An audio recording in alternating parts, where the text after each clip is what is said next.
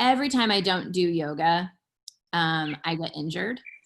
And I've decided it's just professional development for me. So my professional development is my injury, and then I learn from that, and then I bring that back to you. So this past week when we did not have yoga, I threw out my neck for a really fun reason, is because my hair is too heavy for my head, and I haven't had a haircut for a long time. So I cut a bunch out of my hair. You can see that you can't tell. But I had to make my hair a lot lighter. Wow. Yeah, I know. It's really ridiculous. Ken's like, be careful. And I was like, dude, look at my head. Like, there's just so much hair. So the other thing I did was that my back started to hurt. And my way of handling things like that is usually to stretch. And so I was stretching by doing like Ardha Chandrasana and putting one leg in the air and like standing splits and stuff. It felt good. Until I realized something was different. And the thing that was different was something I hadn't felt before. And so I had to discriminate. And so that is the topic of our class. Is called Viveka. And it is the word in Sanskrit for useful discrimination that awakens awareness. Useful discrimination that awakens awareness. So discrimination in its painless form, because there's also painful discrimination, and perhaps I had a little bit of both, is essential for our growth, right? It's the professional development part. So what I realized was happening was that it wasn't a muscle problem, and it wasn't like an SI joint adjustment problem. I really believe that I had a disc that was starting to do some funny stuff, and so a slipped disc or herniated disc, and I had never felt that before. And so because of yoga, I know how to discriminate and notice that something is not like the way it was before, right? That's the discrimination part. So what Iyengar says about Viveka and discrimination is that it is the knife edge of intellect. The knife edge of intellect. And we all know, because I know you guys, we all know a lot of really smart people. It's a joke in our house that we're the only people we know who haven't written a book. And when we go to faculty parties, you know who to stay away from. Don't go to that guy. He's going to talk for an hour about something you've never heard about, and you'll never understand it anyway. So, so at the same time that I was doing all this, I also was starting the anti-racism coalition group in Tasmania. And as part of that,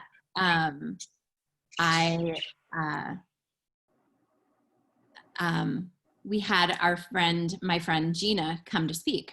And I talked to her and I was like, Gina, will you come? Because, you know, we don't really have a speaker, and it would be really great if you would come. And Gina is biracial. Gina has a lot of experience being both white and being Black. She knows how to speak to white people about her experiences. She's highly qualified. She has her executive master's degree in public administration from Maxwell. And while she was speaking, she talked about that she does not like the term Latinx. And she has very good reasons for the historical background of that. And I can send you articles that I've seen, because it's like a popular term. It was created by white academics, really. And so like part of her talk was, when we use terminology, we should pay attention to where the term originated and if it's a really useful term or not. Well, this offended another person in the group who is a queer white woman who is maybe dealing with her own stuff. It was very interesting. She did not say anything until later.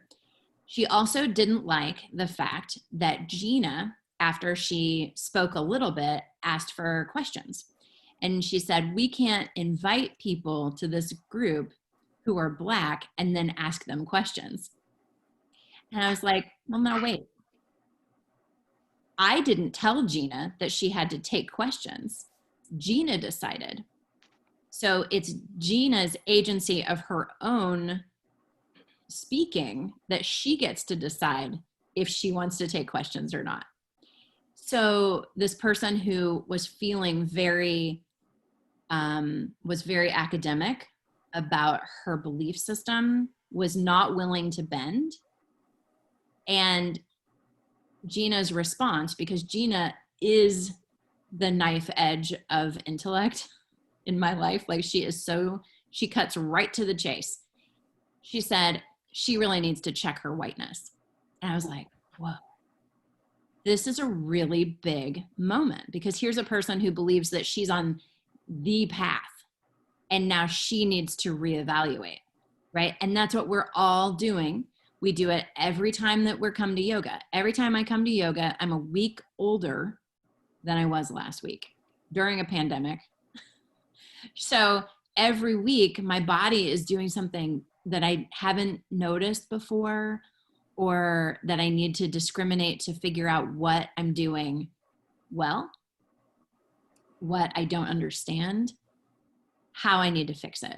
So for my body, what I did was I went and got out one of my books, Pain Free, A Revolutionary Method for Stopping Chronic Pain by Pete Egoscue.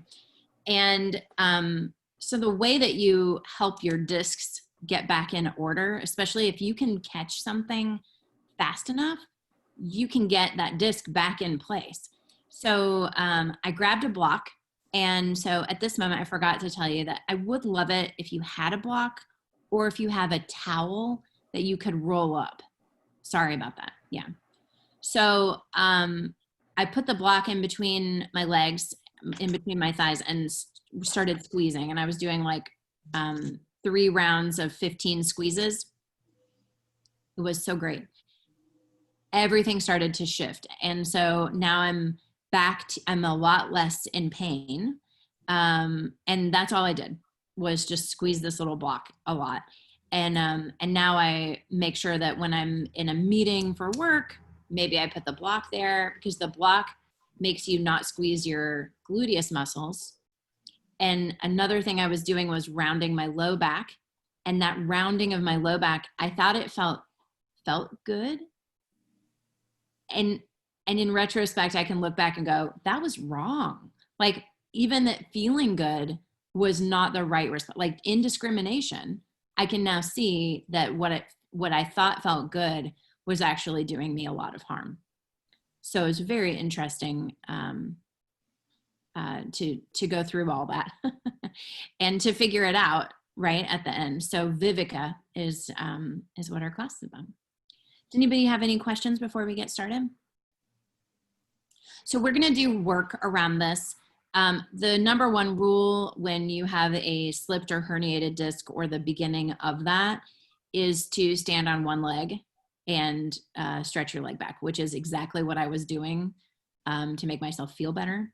So we're going to use the block or your towel in between our legs so that you can start to notice what feels right, and then what feels wrong, and then how you can shift by using your knife edge of intellect, right? So let's get started. So in this class, Denise too, I think you're the only, oh, and Jean, we do silent ums so that in case we botch it, it doesn't sound like crazy. So instead of doing out loud ums, we just sort of inside, which is also lovely. So go ahead and take a nice seat.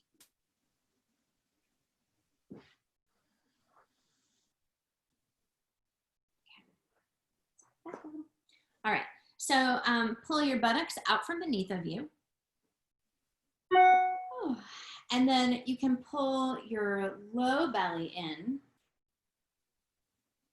and open your heart. And just take your hands just in front of your heart to Anjali Mudra. So at first we're just noticing the breath.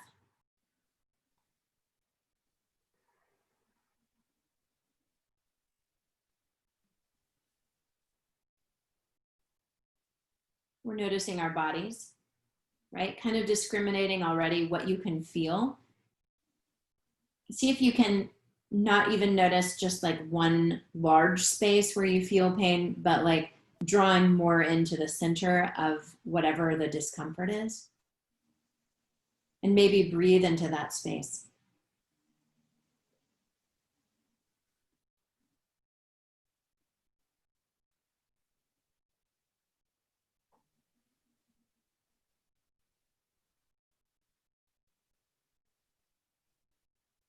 Keep going with that breath. Just really coming onto your mat, into your head space, into your heart space.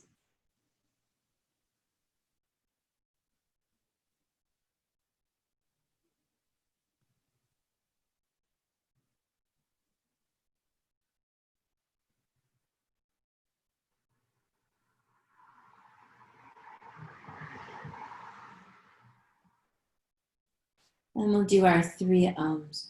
So take a nice deep breath all the way. Exhale all the way.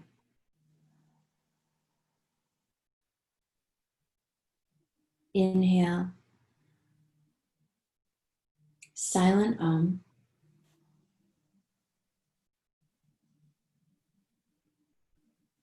Inhale.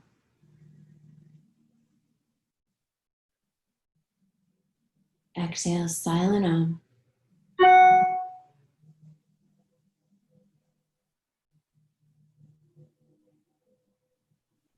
One more inhale.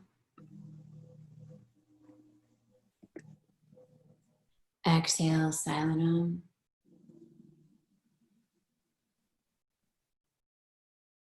Coming back to your breath.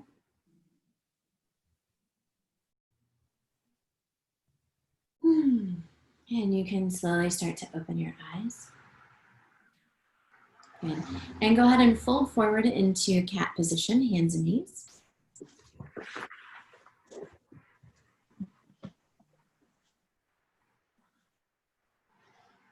So when you get into cat, you're just kind of like shifting around, right? And for some of you, this is like total welcome back moment.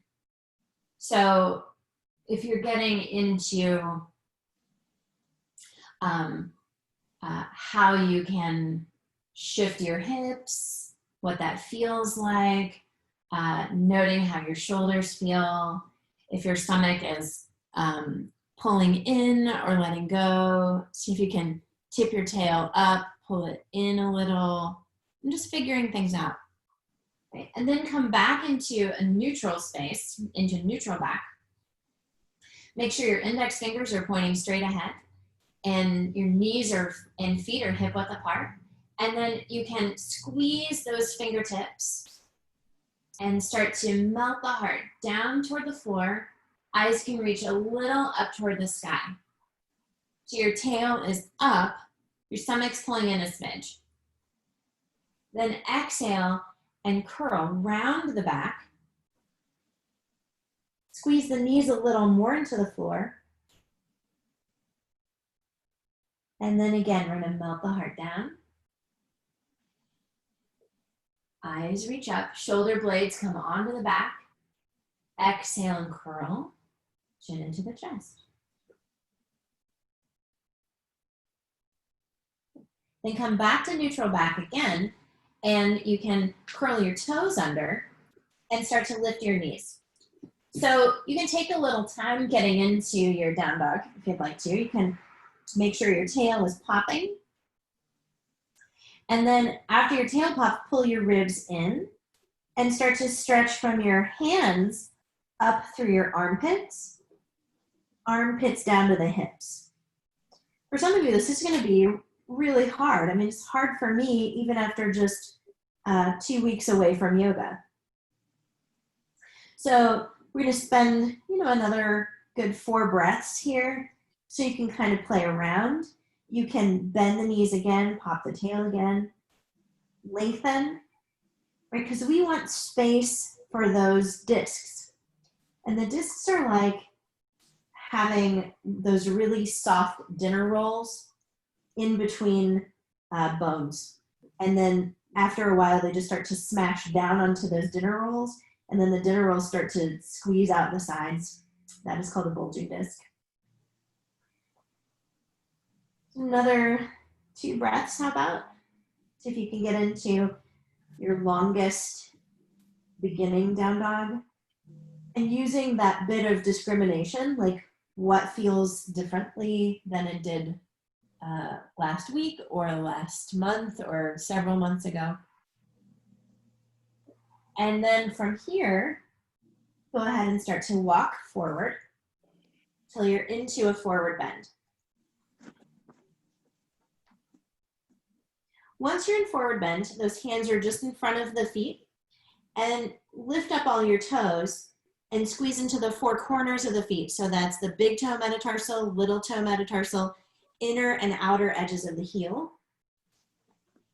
And then you can put your toes back down and squeeze your feet short.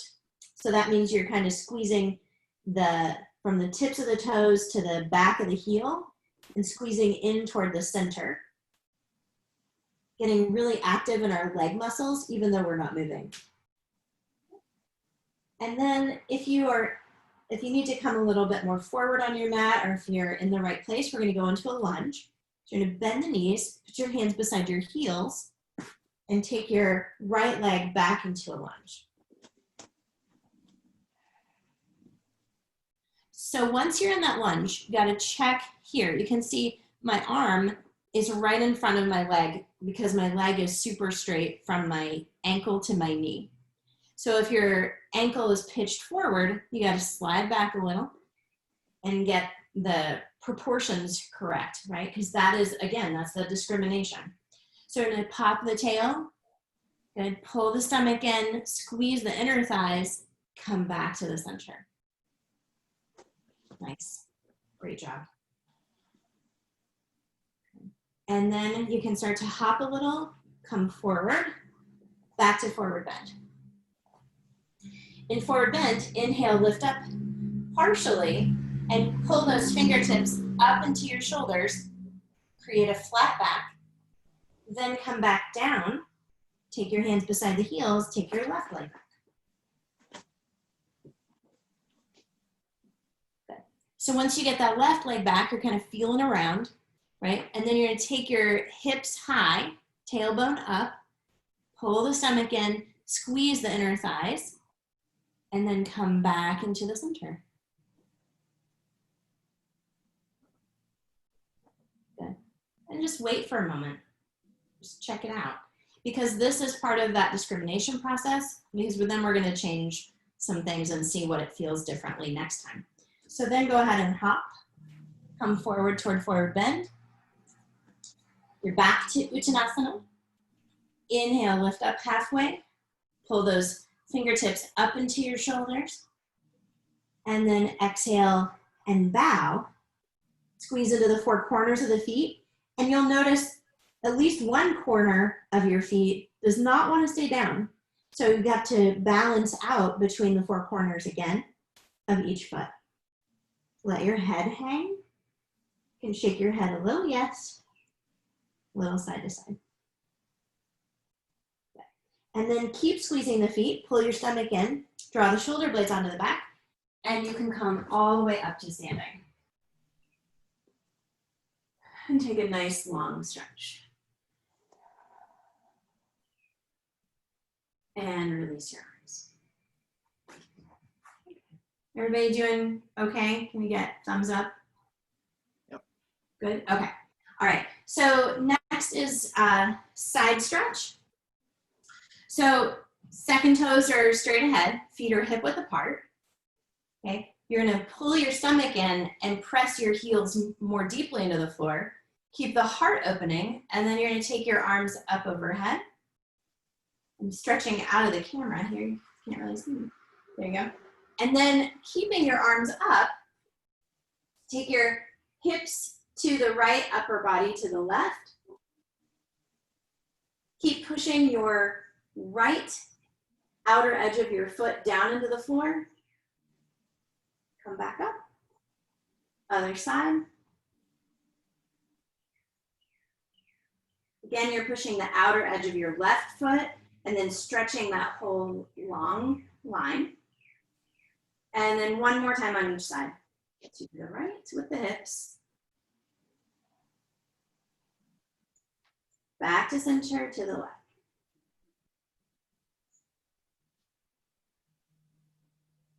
And back to center. And you can release the arms. Okay. So next is when you are going to need your block. Here again. Warrior towel. Towels are great. Just roll it into a roll so that it's harder. Yeah, it's going to be good. The best thing about yoga, you guys, is you don't actually need anything in order to do it. So you don't really have to have a mat. You don't have to have a block. You don't have to have a strap. You know, we had a collection of ties. The one thing I do not recommend as you guys are getting your towels ready is to put black beans into an eye bag because they will eventually sprout. Yeah, that happened. Okay, ready? So here's the block. You're putting it in between your thighs, not in between your knees, but higher, okay? So if you squeeze right now, and you guys have done this with me, many of you, if you squeeze right now, see my back hurts when I do this now because something is off in there. So I have work to do. So as I squeeze, what is not true is that I cannot squeeze my buttocks. Can you notice that? So as you squeeze your block, you can't squeeze your butt. You see? So we're gonna do Utkatasana with the block. So public restroom pose. You're gonna bend the knees and pop the tail. Okay. So as you pop the tail and you're squeezing your block, right? You're working actually on that back staying together. And another thing is if you are sleeping in bed and you have your pillow, you can stuff a pillow in between your knees. This is the same idea. It's keeping you from twisting your back all night. So hands on your thighs and then just squeeze your block more as maybe you sit back a little bit more. Pull your stomach in a little, but not a huge amount. Okay, keep squeezing and see if you can start to focus on the outer edges of your thighs. So the inner edges are already squeezing because of the block. Now the outer edges are squeezing. Good. Now pull your stomach a little bit more and ribs in. Take your arms up. So as I made note on Bridge Street, that the number one thing that people go to the nursing home for is because they can't go to the bathroom by themselves. So public restroom pose is this pose, right? And it is important to keep those quads really working and be able to squat and be able to walk. Okay? And then you can come up. I had you there for a long time. I'm sure you noticed that. Mm-hmm. Okay, let's do it again. All right, so you're squeezing the block, bend the knees, pop the tail. Okay? You can sit way back, keep squeezing the block, and your arms, my arms were already up there. If your arms are already up there, keep them up there. Okay? You're pulling the ribs in more than your stomach. So instead of focusing on that low belly, pull the ribs in a little bit more than the belly.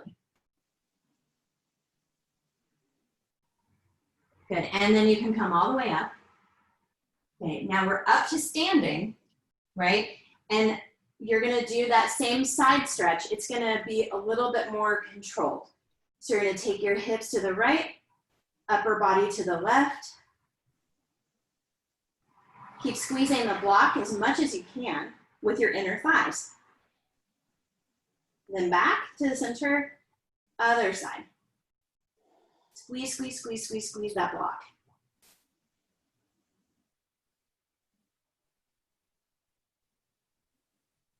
And then you can come back to center and release the arms.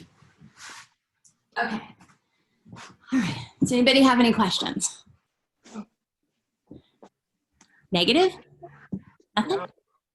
You can feel it. You can feel it. It's a lot of work. And that block in between the thighs is no joke, right? Because you really get that sense of like how loosey-goosey things were before you put the block there, okay?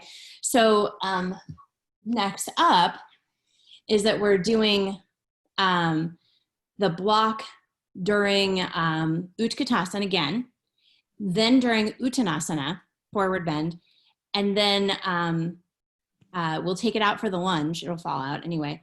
And then we're gonna go back to using it for down dog and some other poses. So you'll keep that block there to keep you honest. What Iyengar says is when awareness is linked to intelligence, we are able to see with absolute honesty. When brain and body move in harmony, there is integrity. So that's what we're really going for in this. All right, ready? Grab your block and let's go to a forward, or I'm sorry, standing up on your mat.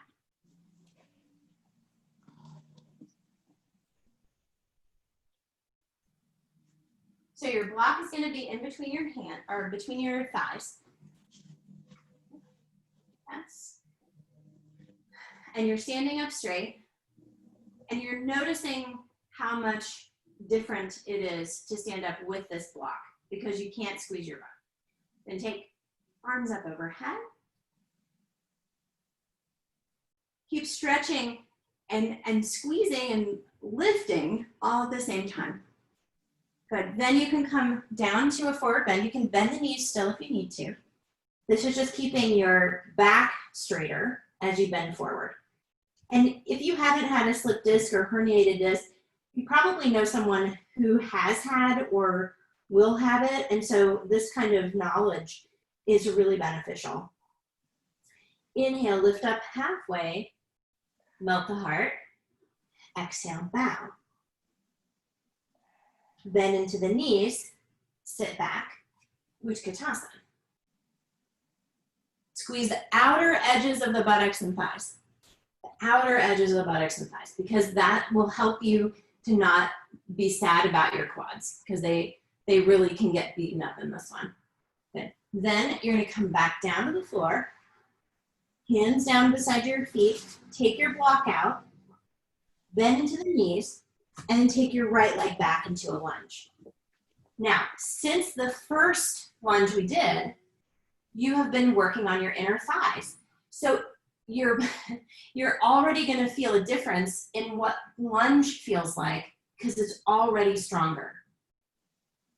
So as you're here, maybe you don't even need to lift the tail and pop and move around because your right gluteus muscle is already working really hard. The inner thighs are working. Everything feels more balanced this time. And then you can go ahead and hop, come forward. Inhale, lift up halfway. Exhale, bow. Bend into the knees. Take your left leg back. So once you get that left leg back, you can kind of consider what feels weak, what's not working, what needs to work harder, what needs to let go so that somebody else can do the work.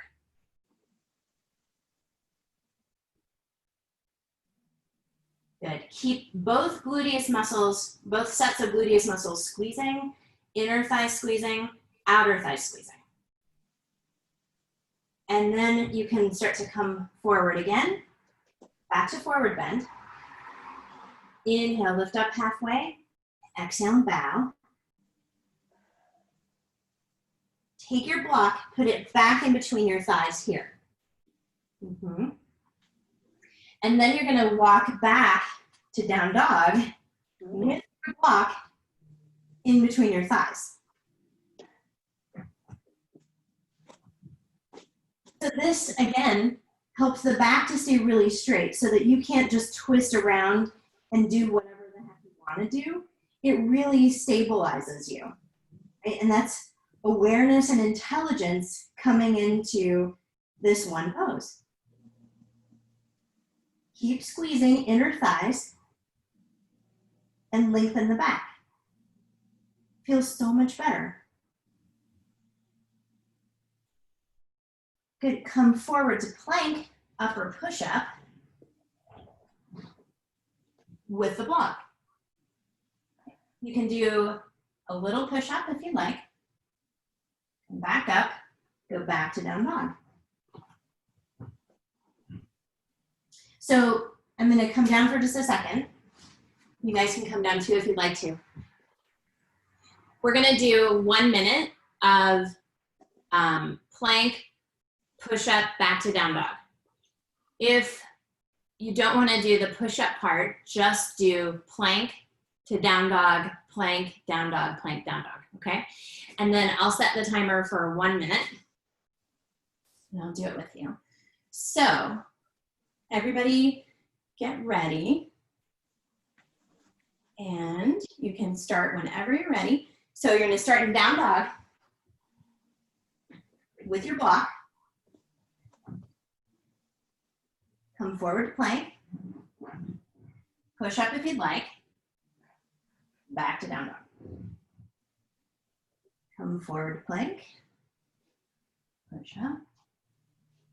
Down dog.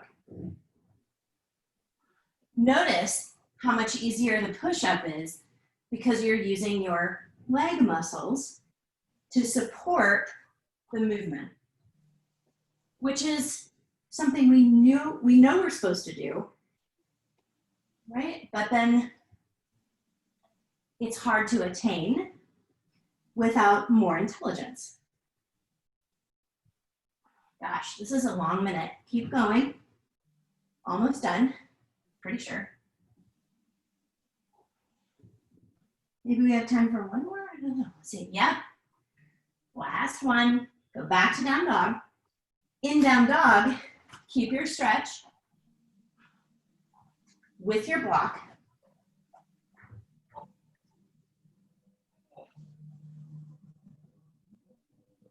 Good. And then you can let your block go. And come see if you have questions. Okay.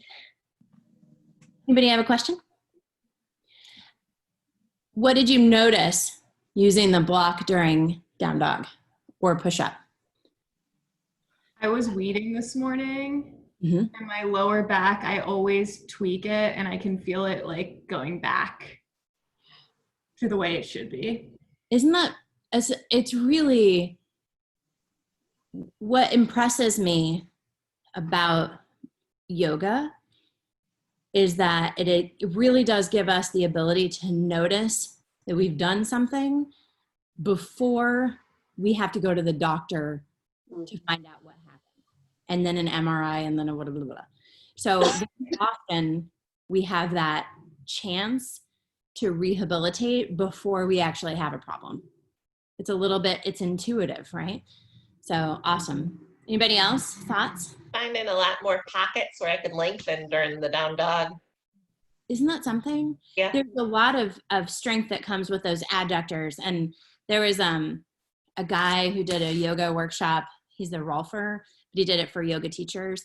And he said, and I'm not a baseball person, so he said that the adductors are pinch hitters because they work best in conjunction with other sets of muscles. So the adductors, like if you go to the gym and you do the adductor like machine, then you can't walk the next day. And it's because you have literally used a muscle that's only really supposed to be used in conjunction with other muscles, and you tried to use it by itself. So ergonomically, that machine doesn't make sense. But in this case, because we're using the adductors, the other muscles got stronger around it. It's really important. Boy, we could tie that right into the anti-racism stuff, but I won't do that right now. Any other questions on that? No? Okay. We're gonna go back into, let's see, did lunges, did that. Okay, we're gonna go back to standing, and we're gonna keep the block for now. Yeah.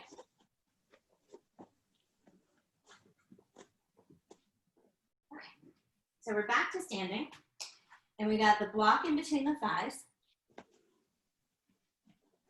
And this is a good thing, a good moment too, to really remind you guys that becoming a yoga student often means you're already the yoga teacher in your family or at your office, and people are like, oh, my back hurts. So you can teach them, you know, light things like this without having to have a degree or something. So squeeze the inner thighs. Note that you, again, you can't squeeze your butt. You literally can't do it.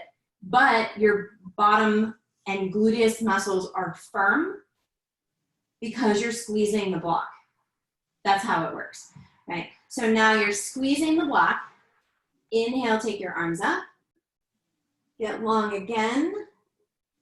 Shoulder blades drawing down the back. You have to use your core a lot more here if you want to move, because you're now sort of unable to stretch your back in weird ways.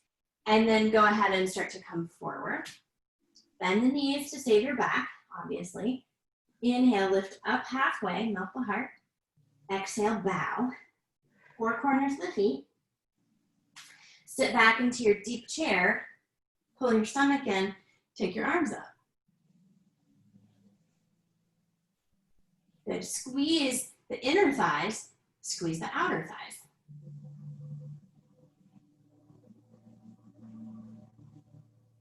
And then you can come back up. Go really high. Good, bend the knees. Come back to forward bend. Inhale, lift up halfway. Exhale and bow. Bend into the knees, sit back, deep chair. Deep chair is not feeling too bad anymore. It feels almost okay, easy. Low belly pulling in a little, ribs pulling in more. And then go ahead and come forward this time down to the floor. Take your block out. Bend your knees, take your hands beside the heels, take your right leg back into a lunge. Feel the strength that you now have in those legs. Take your arms up overhead if you would like to. Ribs in.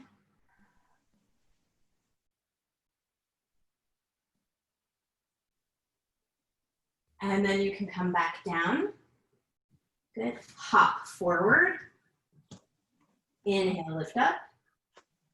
Exhale and bow. Bend to your knees, hands beside the heels, left leg back. Squeeze to the center. Squeeze all those leg muscles. Remember we said the adductors are the inside. AB's out. The hamstrings are on the bottom, quads on the top. And then take your arms up overhead. You have 3 gluteus muscles on each side. Use all those.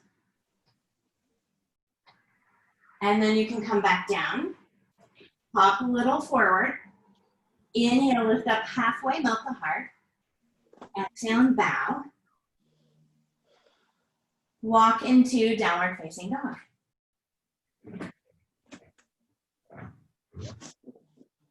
Good. Even though the block's not there this time, imagine that the block is there and use it anyway.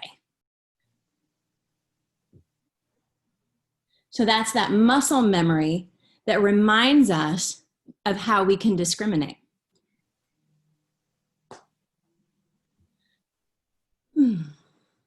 Nice.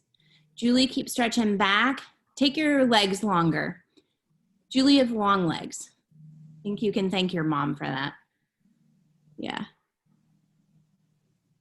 All right. And then go ahead and come forward to plank. Upper push-up. Good. And then you're going to come down to the floor. Marilyn Post, those muscles, those arm muscles are amazing. Yes, you, Marilyn Post. All right, so now you're down to the floor and you're gonna work into cobra. So thumbs are mid-breast. Roll the shoulder blades onto the back. Good. Take a moment. Consider before you even come up, the block being in between your thighs. Now, if the block is there, even in your memory, you can't squeeze your gluteus muscles. Can't do it, right? So think about coming up without squeezing. Block is there to remind you. Good. Can lift the heart, lift the eyes just a little. Not squeezing the back, not squeezing the gluteus muscles, squeezing the inner thighs. Good. Come back down. Good. Let's do it again. If it didn't work for you that you could imagine the block, stick the block back in there. That's why we got it. Right? Then roll the shoulder blades onto the back. Inhale, slowly come up. We're doing this to monitor, right? As I said on Bridge Street, very few people come to me and say, I have to do yoga because I really want to do a handstand. Most people say, I'm in pain, or I'm losing mobility or flexibility. Work and come back down. I'm gonna do it one more time. It feels really good. Okay, one more. Roll the shoulder blades on the back. Good. Inhale, come up.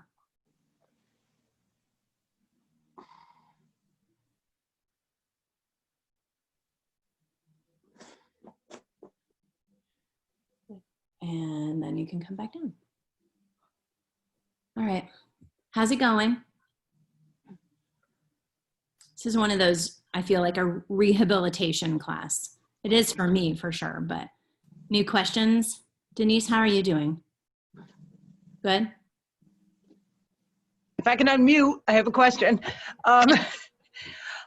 So when I try to do Cobra, it hurts my knees. So is there some way I can support the legs in a way so it doesn't hurt? Couple things.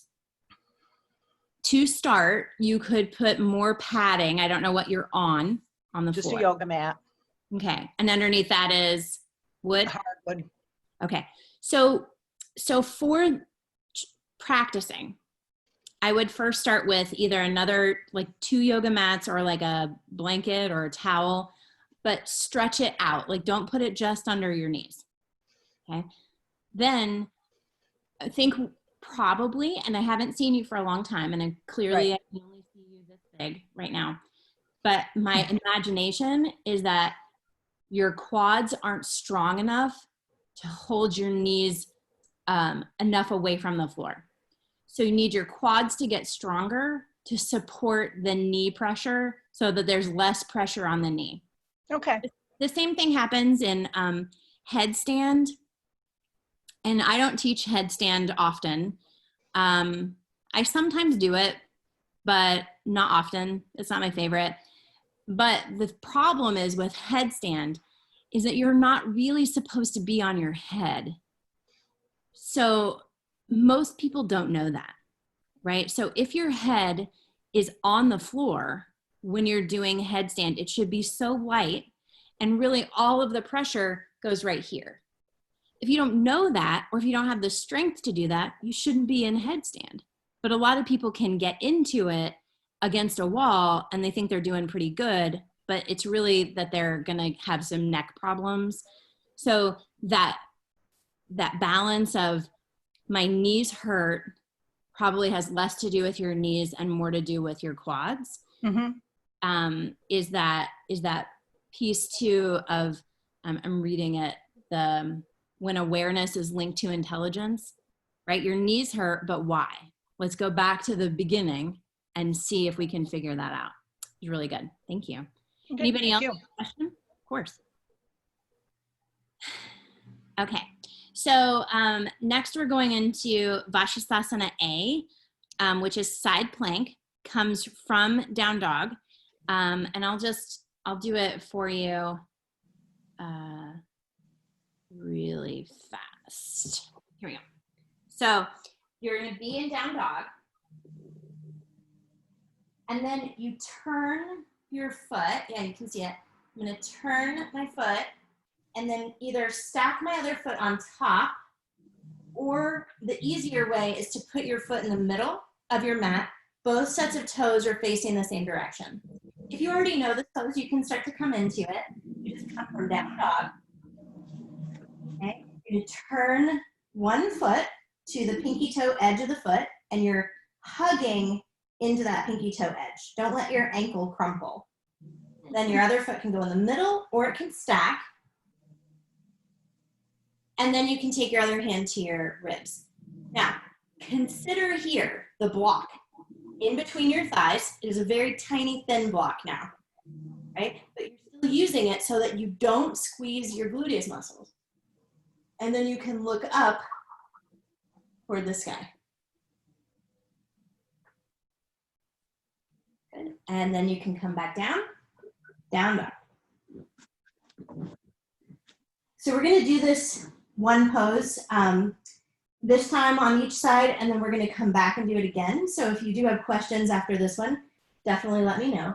Keep your hand, the hand that's underneath of you in the same place, don't move it. Stack or bring that foot to the center. Think about that block. Will prohibit you from squeezing gluteus muscles.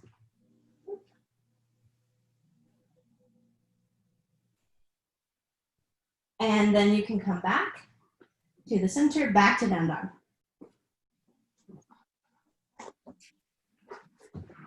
Okay. Good. Marilyn. You're doing great. All right. So from down dog. Oh, did anybody have a question? No, everybody looks good. All right. So from down dog, we're going to come. Can you tell us Mm-hmm. what foot you pull your top foot like into your body, right? Yeah. That's a great question. So when your feet stack like this, okay, the leg that's on top has a tendency to go like this. So again, go back to the thing of the block, right? If you're squeezing your inner thighs, your feet are going to stay like this. What I say in class is to hug that top leg up into your hip socket. So if I had my arm out, I'd be pulling my arm back like this so that they stay together. So here's my feet, right? And then at this point, my hand would come over here, pull my shoulder blade more onto my back, which is like your hip socket, so that the feet can stay together. Same thing with the block, right? It prohibits you from sliding into the wrong pose because the muscles aren't working. Good question. Anybody else? Okay. So from down dog, we're going to do down dog, plank, cobra 5 times. So you're going to go, you're doing repetitions today. I'm sorry to say. I don't know if you caught on to that. It's not fun necessarily, but you can distinguish between the first one and the 5th one, what changed. Okay, so go ahead and go back to down dog.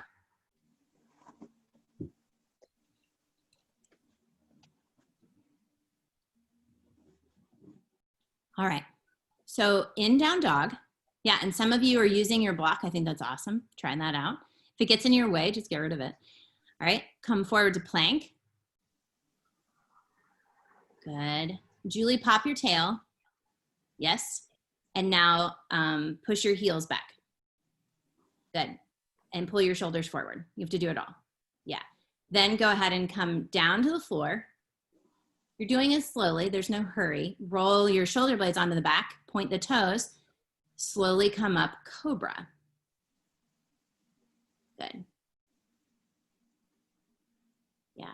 And didn't you see how far you can do it without hurting? And that'll give you some answers. And see if you can squeeze your quads against the floor. Exhale back to down dog. There's no hurry. So you're just kind of slowly moving through here. All right. Nice.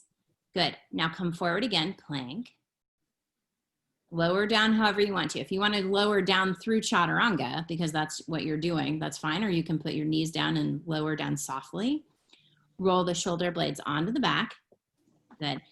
Squeeze the quads against the floor, lift up a little, right? So you want to come, often the rule is you come to the edge of pain, go back to down dog, but you don't go past it. Good. Come forward to plank. Good. Release down. Good. Good. Come all the way down, roll the shoulder blades onto the back. Good. You can come up to cobra. This is number 3. So you're starting to see some differences now, right? Roll those shoulder blades onto the back, Amy. Good. Exhale, down dog. Nice, Jeremy. Good, Jean. Jean said she was scared that she wouldn't know how to do anything. So clearly she was wrong. Come forward, plank. Good. Cobra. Good. Roll those shoulder blades on the back. Good. Exhale, down dog. Got one more after this. So the reason you would do repetitions, right? And the reason why Bikram yoga became very popular and Ashtanga is because you can see differences from one class to the next with how much you can do. And this is very important in this regard. Go ahead and do your last one. And come forward. Good. Down. Roll the shoulder blades on the back. Good. Exhale, down dog. Good. All right. And then you guys can come down for a moment. All right. How's it feeling? Exhausting. Totally. The block really helped drawing cobra. Wait, who said that? Athena? Is that you? What'd you say? The block really helped drawing cobra. The block really helps during cobra. I wonder too, because you're using a towel. I was almost thinking, I wonder if the towel is better for that one because it would smush a little. Yeah. Who else is using block during cobra? Yeah, was that okay, the block itself? Okay, so either one. Yeah, block or towel. Hello. Denise, did it help at all squeezing your quads against the floor? Yes, it did. Yeah. Okay. Yeah. You know, instead of just sort of laying there dormant, it definitely helped. Yeah. That's why yoga is so hard, is because it is every muscle all the time. And often people don't realize that's why it looks so beautiful when it's done well, is because everything is working at once. That's really important. Yeah, any last thoughts? Okay. Are we, oh no, we have Clint. I was gonna say, are we all women tonight? Okay. So, did we lose Clint? Is he gone? All right. So, we're gonna do, next is just locust, which is another on your stomach pose with the fingers interlaced behind you. So it's similar to cobra. So you're just gonna come down onto your stomachs flat. And then you're gonna take your hands behind you and interlace the fingers behind the back. Good. So again, if you point your toes and squeeze your, squeeze like you have your block, you can use the block too if you want to, if it's easy, okay? All right, and then you're gonna lift up a little with your heart, arms behind the back, interlaced.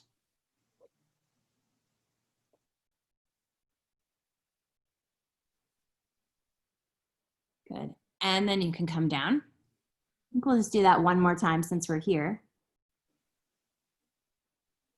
Interlace the fingers, good. And then shoulder blades on the back. Inhale, lift up.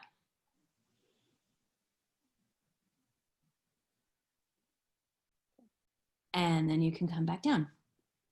Good, bring your hands down beside you, push back down dog. And we're doing next a bound lunge. So I'll tell you about that in just a sec.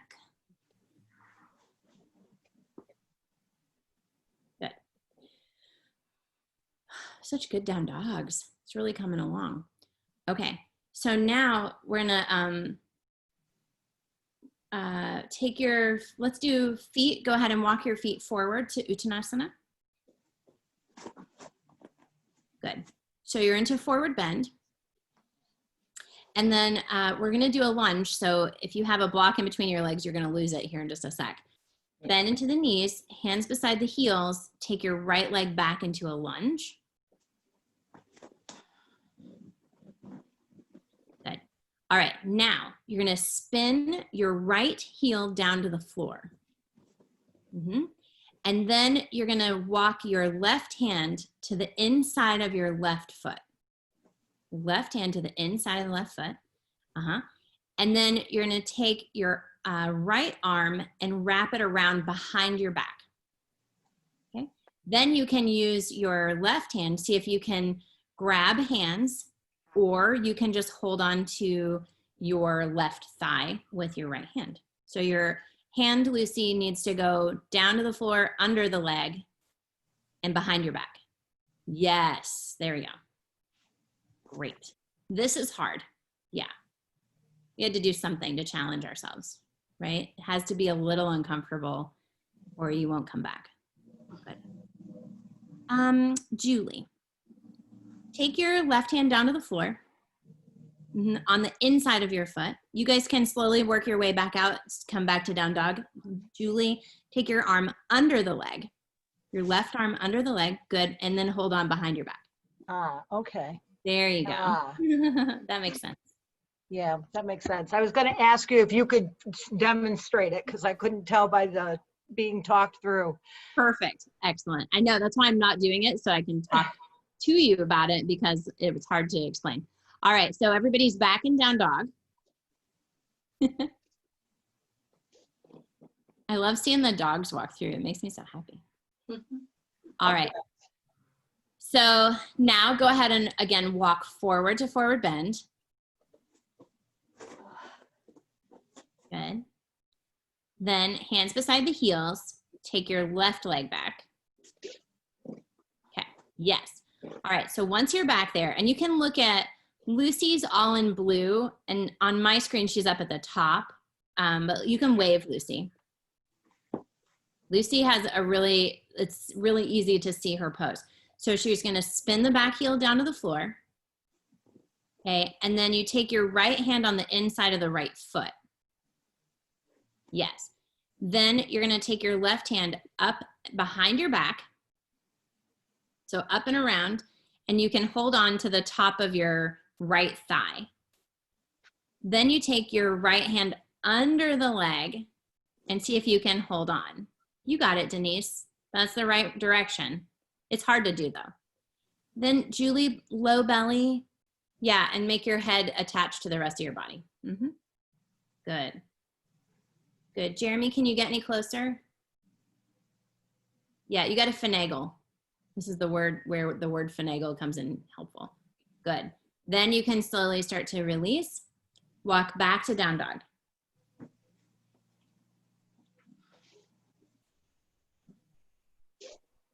Good. Whew. All right. Vashisthasana A, take 2. All right. So, and if you want to do B, you have to make sure that you remember how to use the block in theory. All right. So from down dog, you're going to start to turn your right foot to the outer edge of the foot and hug the floor. Okay. Then you're going to stack the other leg on top. Good. And then you're going to take your left hand to your hip. Good. You can do your foot midway on the mat too. That's okay. And as Athena said and reminded us, you're hugging your top foot up into your hip. And then Athena, see if you can also pull your head back toward the camera and look up toward the sky. Yes. So good. This is a really hard pose. That's okay. And Marilyn, you're doing a great modification. I love that. All right. And then you come back to down dog. Awesome. I know. Remember, it has to be challenging. Remember the anti-racism meeting that we had, a person who didn't expect to be challenged was very challenged. That was interesting, right? She felt uncomfortable. This is our uncomfortable moment. So now we're gonna do the other side. So go ahead and hug to the left, stack those feet, lift the heart, take your arm up toward the sky.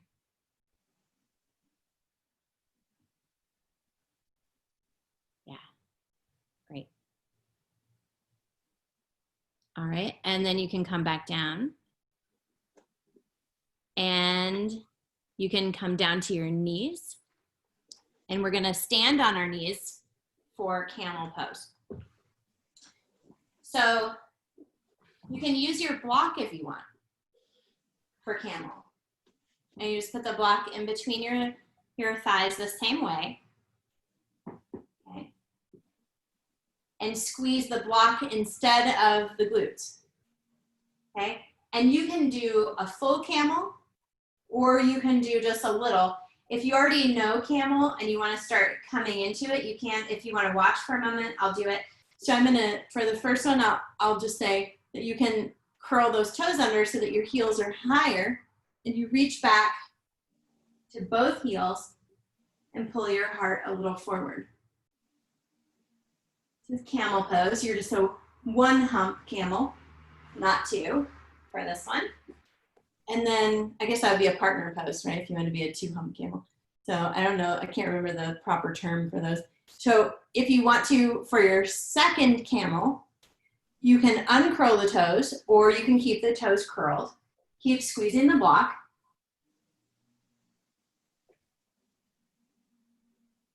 Head stays supported with your neck muscles. Again, back to Denise's knee question, right? If you let your neck go in that one, it's gonna hurt. You do 3 of these. Ready? 1 more. You can do it the tiniest one yet, or you can do the fullest one yet, whatever you'd like. So you're open, squeeze the block, come back. Open your heart.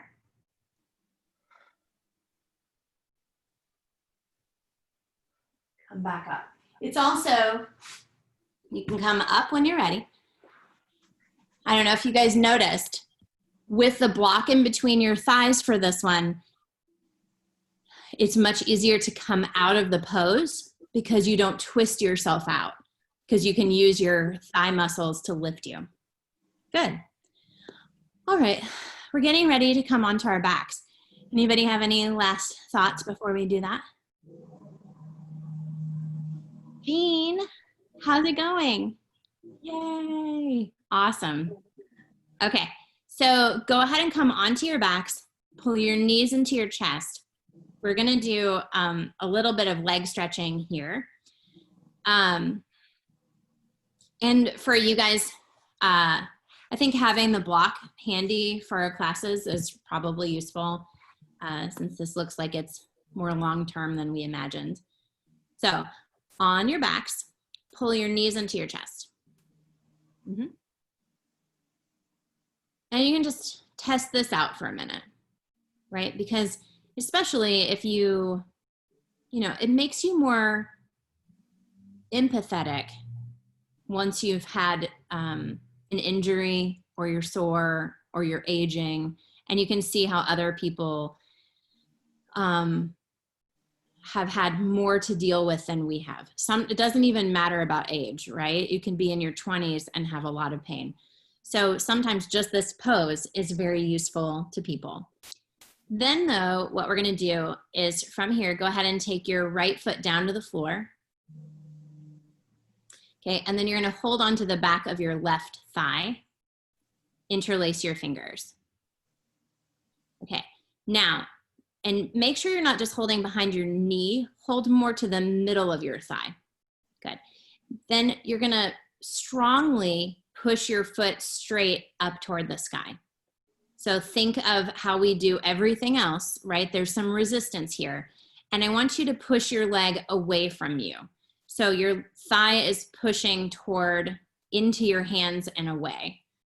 Amy, see if you can, yeah, keep going for that. Yeah. So this should be pretty hard. Does this feel hard? Who's that? Kristen, move your hands down to the back of your thigh. Yes, thank you. All right. So your idea in this is to get your leg very straight with resistance. So Julie, keep pushing your thigh away from you. Yes, toward that wall. Exactly. Good. And then relax for just a moment. Okay. Now take your right leg straight. Nope. Keep holding on to your left leg. Take your right leg straight down to the floor. Then you're going to do the same thing. So this is this is like doing the splits. So you're going to straighten out that left leg. Good. And your right thigh is trying to reach down to the floor. Yes. This is really hard.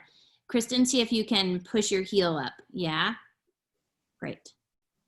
Nice. Okay.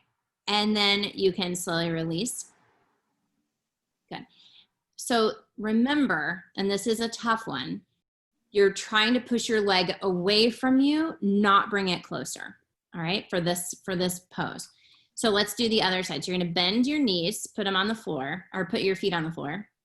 Good. Then you're gonna bring your, which leg is that, Lucy? Right? Yep. Yeah, okay. Take your right leg up, hold on to the back of your right thigh, okay? And then with resistance, you're gonna push your heel up and your thigh away from you. Yes. Oh, so good.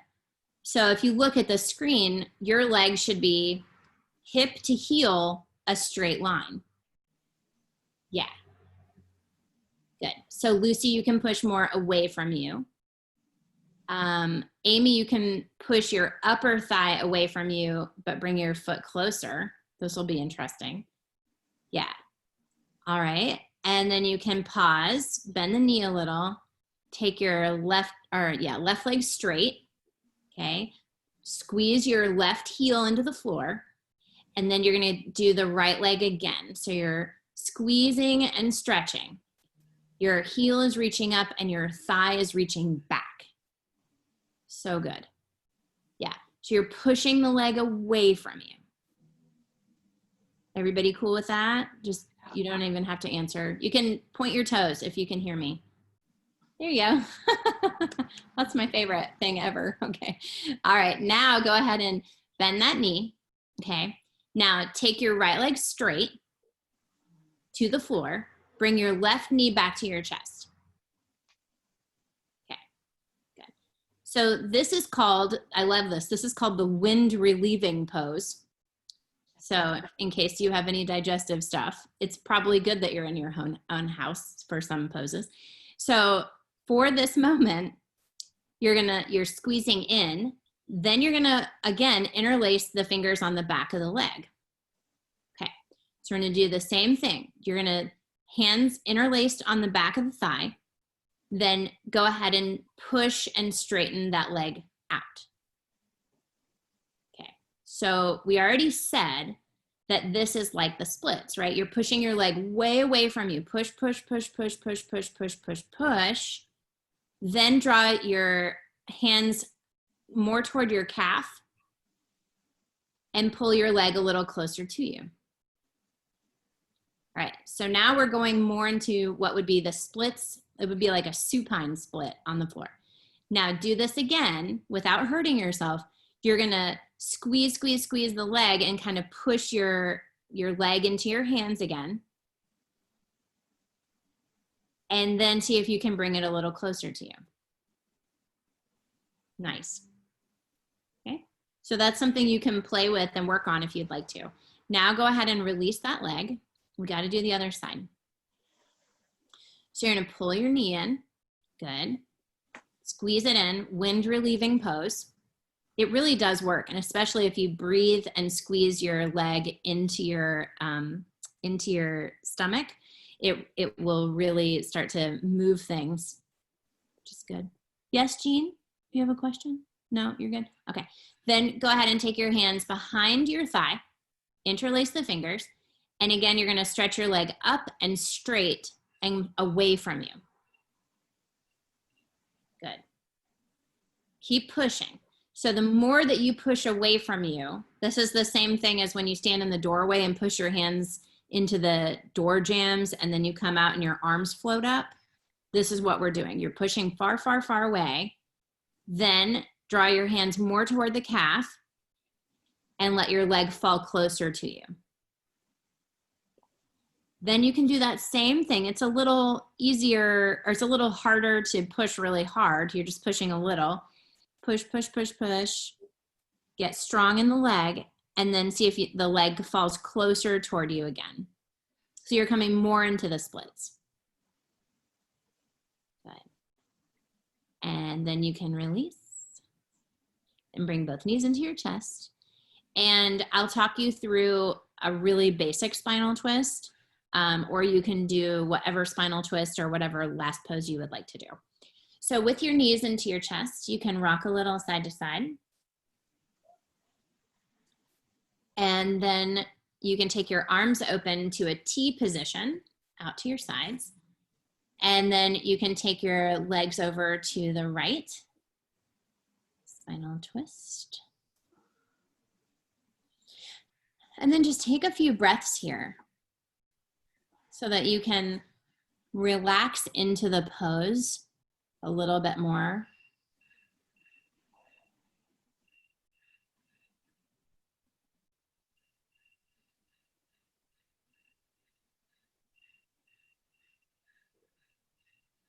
Good.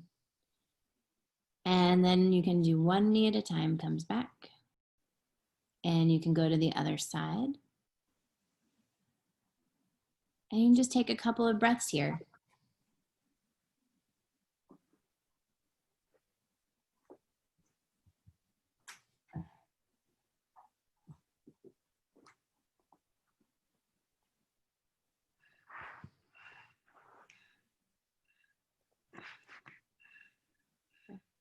And then one knee at a time can come back. And you can start to stretch your legs down to the floor.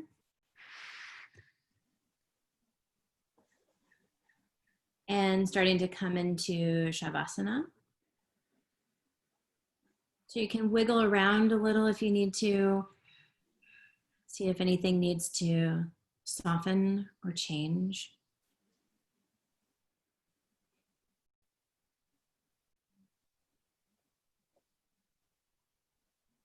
Coming into that breath and discriminating in this moment, right? Distinguishing and examining where your awareness is, how much harmony there feels like there is now, more so than at the beginning of class, finding that integrity.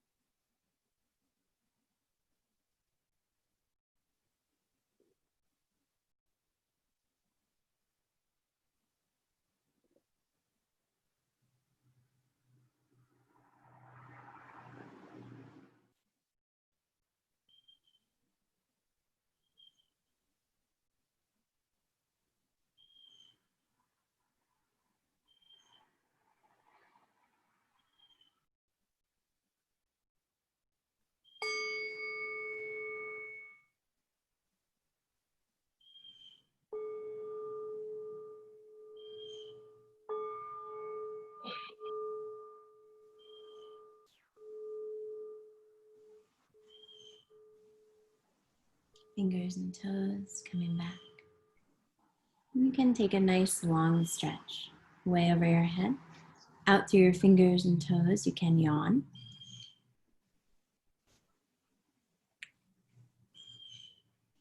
And rolling over to your right side to fetal position.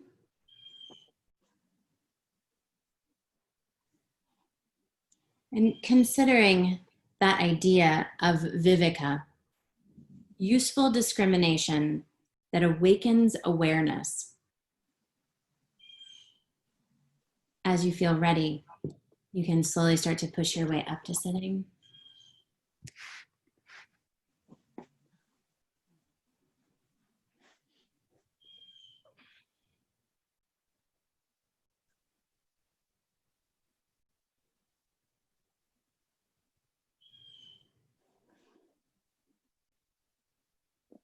Coming back to your breath. And we'll do one more a silent to close our class. Take a nice long deep inhale. Exhale all the way. Inhale.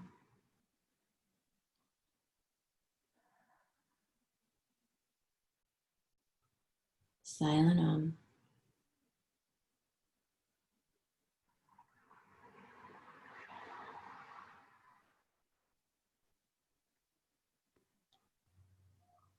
Thanks very much, everyone, for coming to class. Namaste.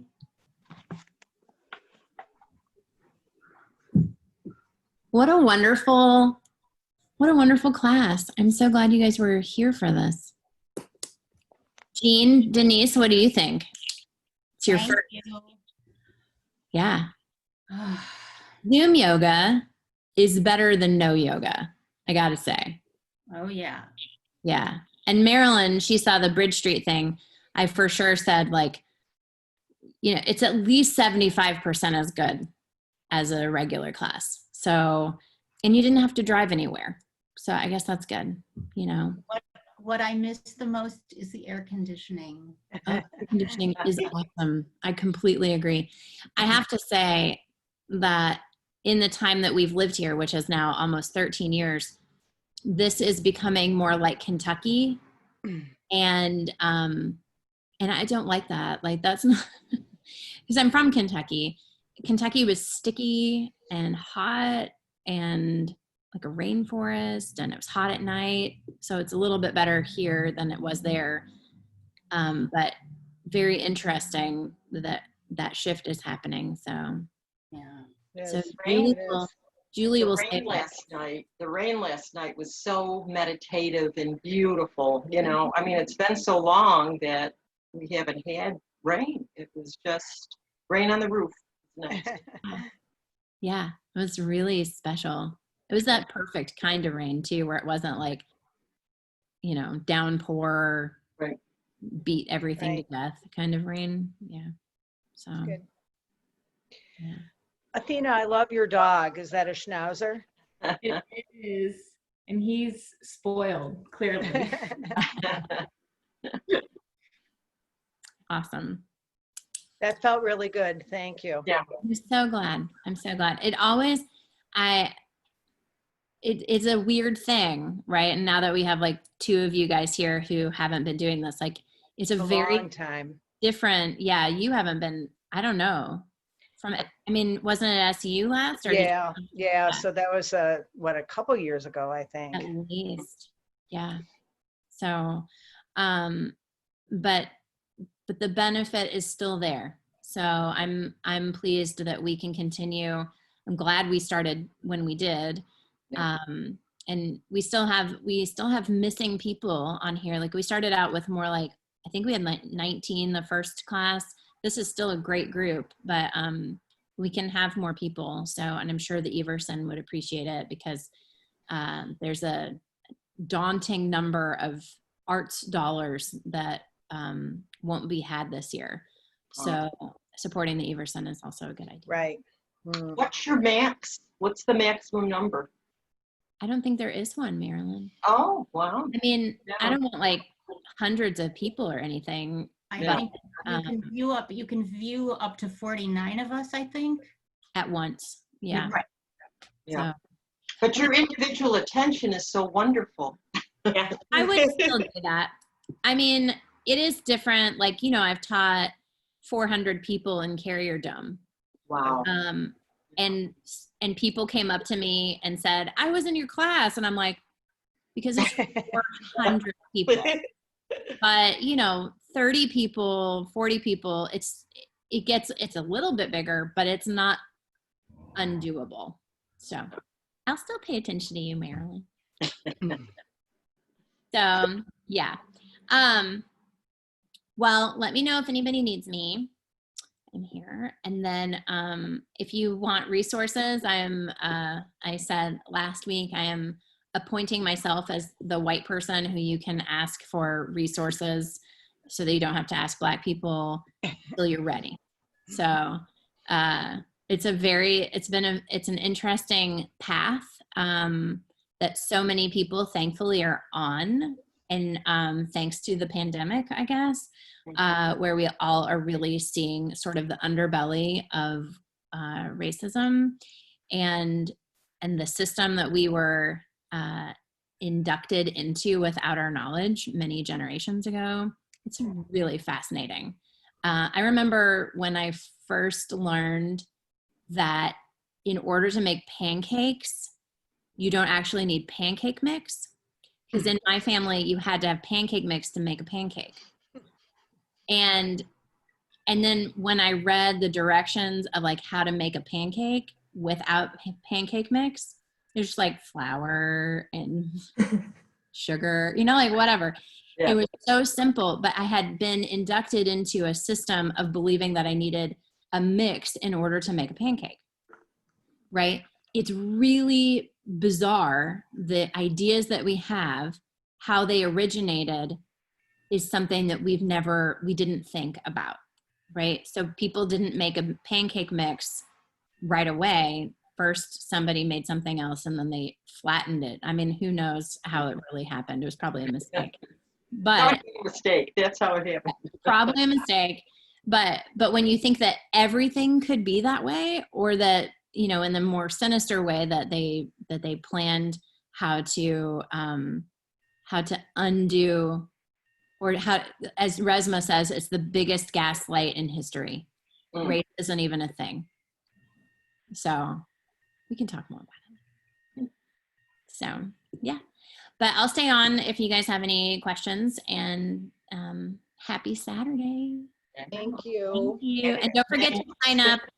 Just sign up for all 4 so that you don't, because even if you miss one, it still is like $30. So it makes sense to just go ahead and do it so that you don't have to scramble and try to find the link.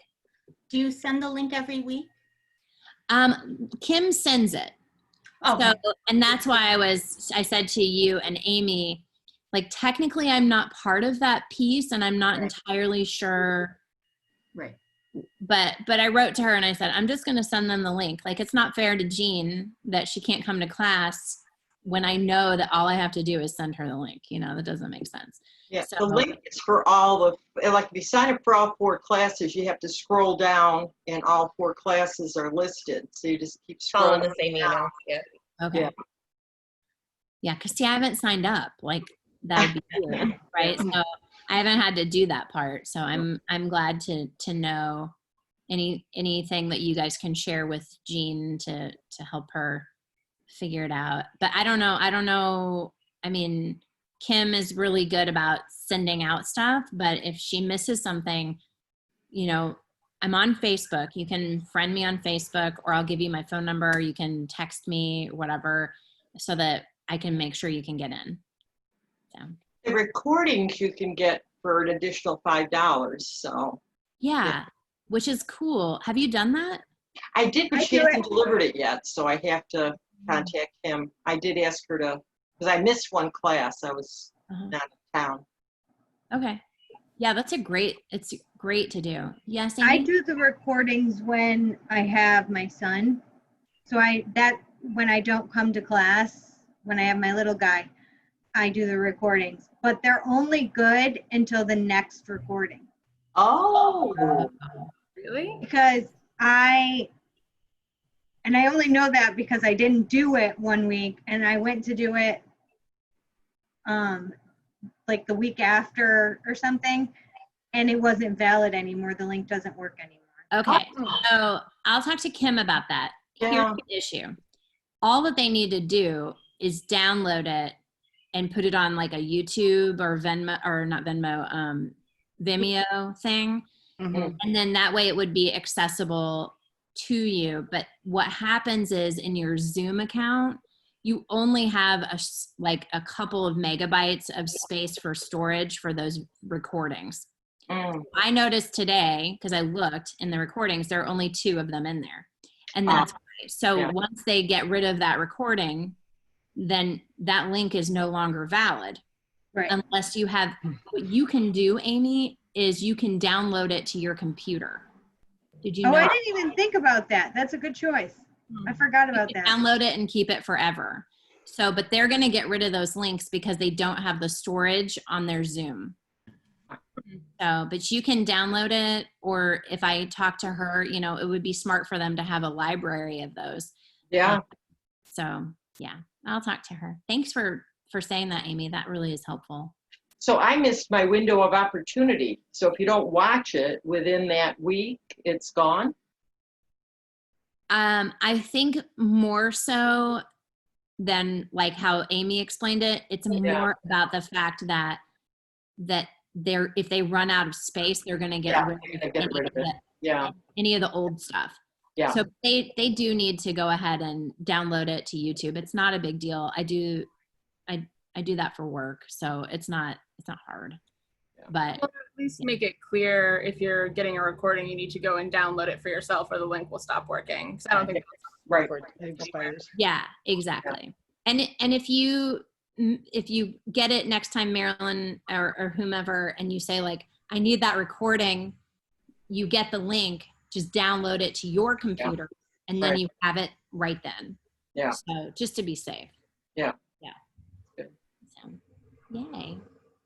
Okay. Well, I super appreciate